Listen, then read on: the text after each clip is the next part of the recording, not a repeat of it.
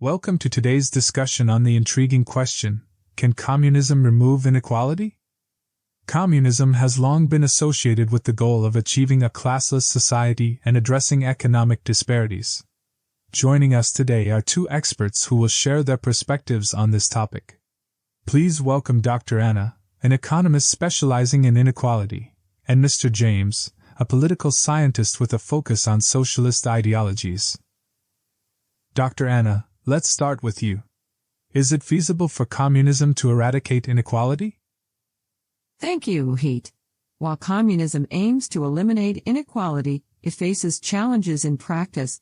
One key aspect of communism is the collective ownership of resources, which theoretically allows for a more equal distribution of wealth. By removing private ownership and profit motives, communism seeks to create a society where everyone's needs are met. However, history has shown that implementing communism has often resulted in unintended consequences, such as economic inefficiencies and authoritarian rule. Mr. James, your thoughts on communism's potential to tackle inequality? Thank you, Mohit. While I agree with Dr. Anna that the practical implementation of communism has faced challenges, it is essential to differentiate between the theory and its real-world applications.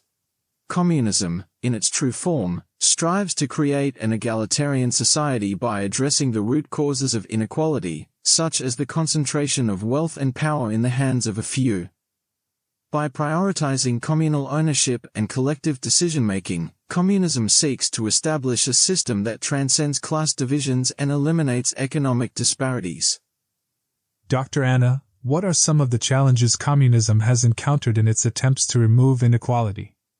One significant challenge is the lack of incentives for individual effort and innovation.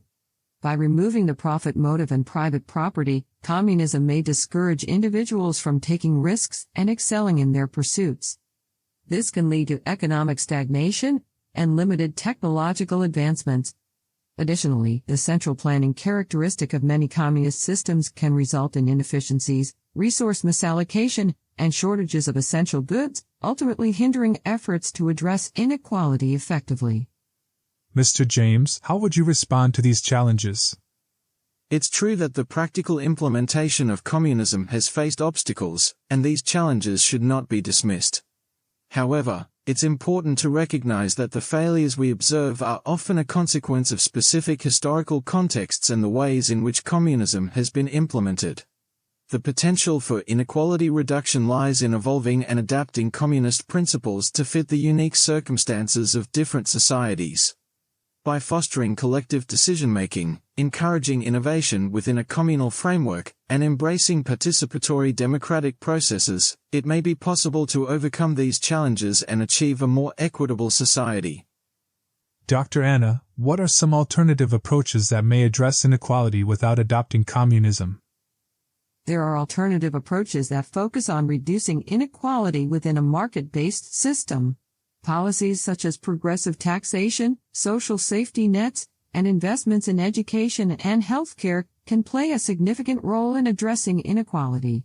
By combining these approaches with regulations that ensure fair competition and opportunities for upward mobility, societies can work towards reducing disparities while maintaining individual incentives and fostering economic growth. Mr. James, your response to alternative approaches? Indeed, there are various approaches to tackling inequality within a market-based system. However, it's important to recognize that these approaches often provide incremental changes rather than addressing the structural issues that perpetuate inequality.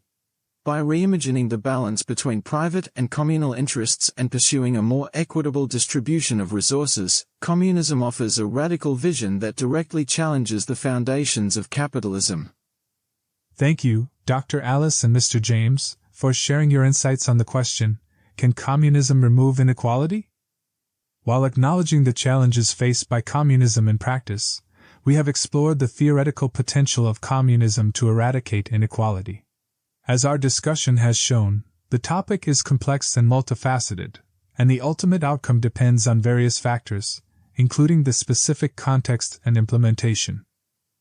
achieving true equality remains an ongoing and complex endeavor that requires a careful examination of various approaches and continuous dialogue among scholars, policymakers, and society at large.